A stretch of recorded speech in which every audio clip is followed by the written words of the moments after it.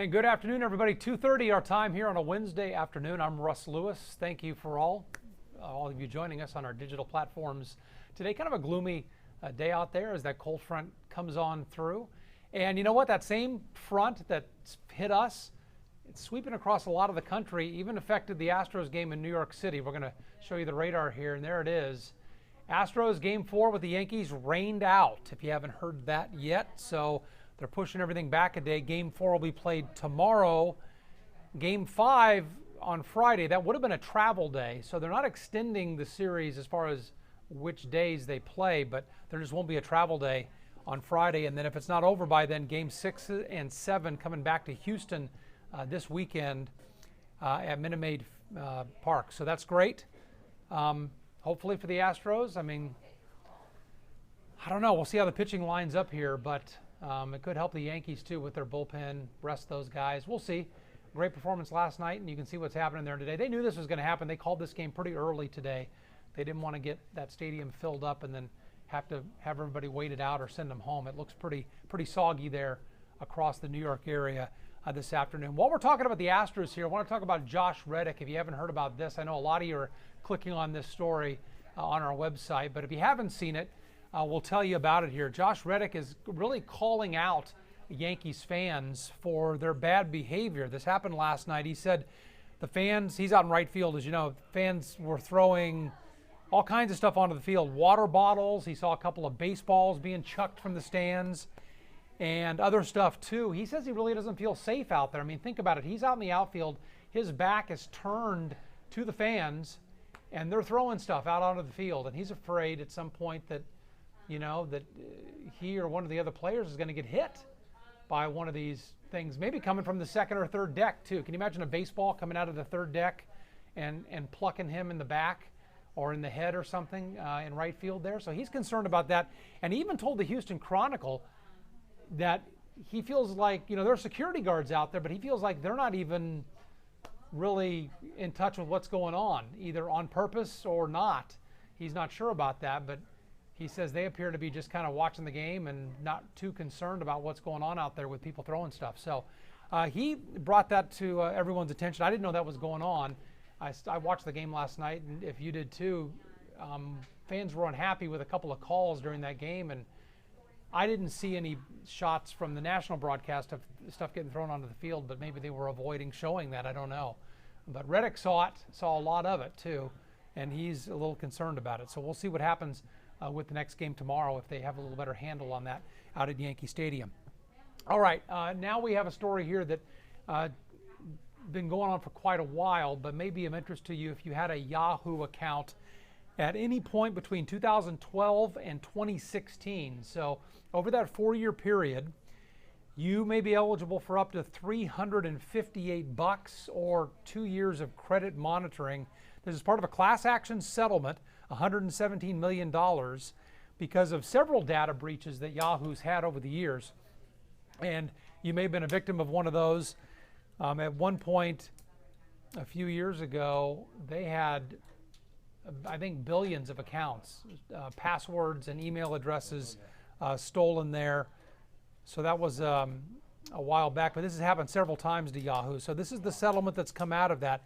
And this would cover you if you had Yahoo email, if you were signed up for their fantasy sports service, finance, a Tumblr or Flickr as well, run by Yahoo. So if you had any of those accounts from 2012 to 2016, you could be eligible for up to $358 or 2 years of credit monitoring.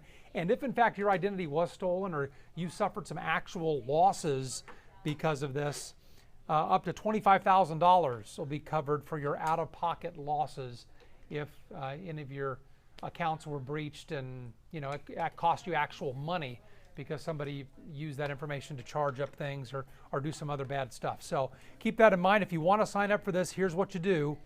The website is YahooDataBreachSettlement.com. YahooDataBreachSettlement.com is where you sign up.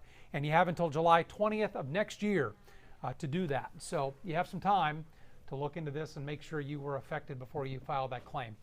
All right, we've been talking a little about the weather here at the top of our digital broadcast today. It's affecting us. It's affecting New York. A lot of the country getting some inclement weather today, David Paul. Well, what a difference 24 hours makes.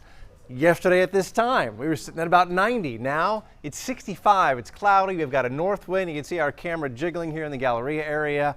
I mean, I think it's beautiful out there. We're getting another big taste of fall. Temperature change over the past 24 hours. Officially, it's 24 degrees cooler at Bush Intercontinental Airport, 25 degrees cooler in Tomball. Let's see, who's the winner?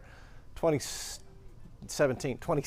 in Wharton. You're the big winner with the biggest change. Almost a 30-degree temperature drop in some spots over the past 24 hours. State of Texas, no different. San Antonio's cooler. Victoria is 30 degrees cooler than yesterday at this time. So is Laredo. I love this stuff. I love days like this in the fall. The plants have not stopped producing pollen, though. This is as of this morning, and this is new. The tree pollen count is now high. It's elm. That's the only tree pollen measured right in Houston today is elm pollen. And then the weed pollen count is high. It's above 330 pollen granules per cubic meter of air. Now, as we look at this particular temperature forecast, it was tough for me to find a computer model that I think was representative of our actual temperature forecast because they're all initiating way too high.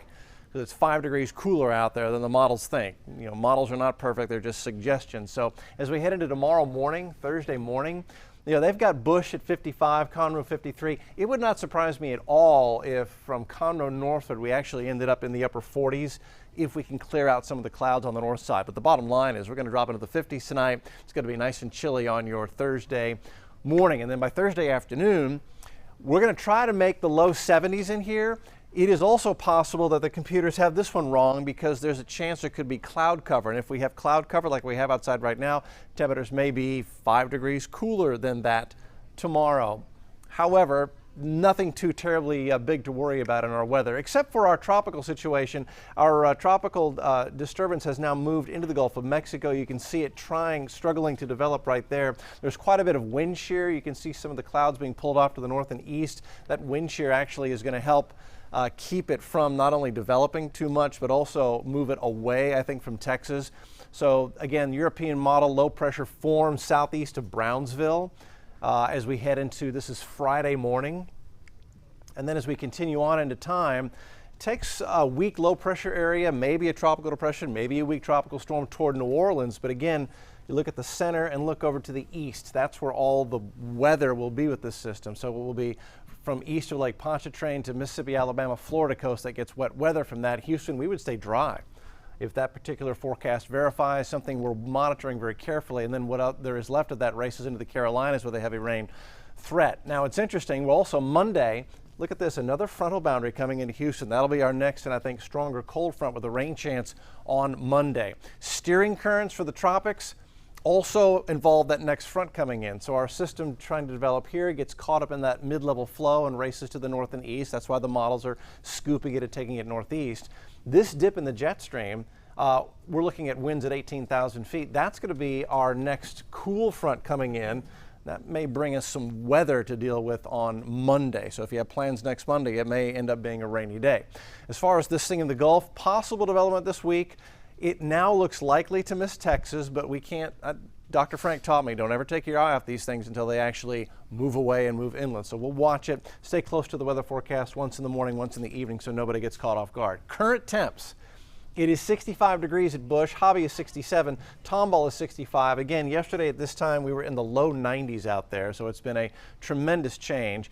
Here's our frontal boundary that's pushed off the upper Texas coast and has us cooled off with a north breeze. Same system as we've been talking about that we thought might rain out Game 4, Astros Yankees, and indeed it has. They've postponed the game because there's New York, the Bronx right there, and it has already been raining. You can see all this rain stretching back to D.C. and Philly. That's going to be moving up through New Jersey and into New York, and so they just went ahead and canceled it for the day. That's a smart thing to do. I think it ends up being a positive for the Astros because now we get a little bit more rest for our ace, Verlander, and we'll get him back in. I think we would get him then Game 5 if that plays out. Locally, We've had our front go through. It's offshore. We've got our frontal boundary out here, but we've got a little piece of energy in the mid-levels that's scooting through. It's riding over the top of that north breeze, and so that's what's keeping it cloudy and actually keeping it a little drizzly. Matagorda Bay to Galveston Bay, southern Brazoria, southern Matagorda County, Wharton County getting a little bit of drizzle in there. Really feels like a winter day out there. I do think we'll see a mix of clouds and sun as we go into tomorrow. And after a low in the mid to low 50s, we go to a high of 75. If the clouds stay thicker tomorrow, that 75 may be overdone. It may only be around 69, 70 for a high temp. Northeast breeze tomorrow. We warm up a little bit more on Friday. We go to 80. Saturday is mostly cloudy, but now Saturday's looking good. In fact, I've taken rain chances out of the forecast Saturday. Bless you, Melissa. 20% rain chance on Sunday. Melissa Correa's, you're allergic to ragweed, right? I can tell. Yes. Yeah, she is. 20% rain chance Sunday. So Sunday looks good.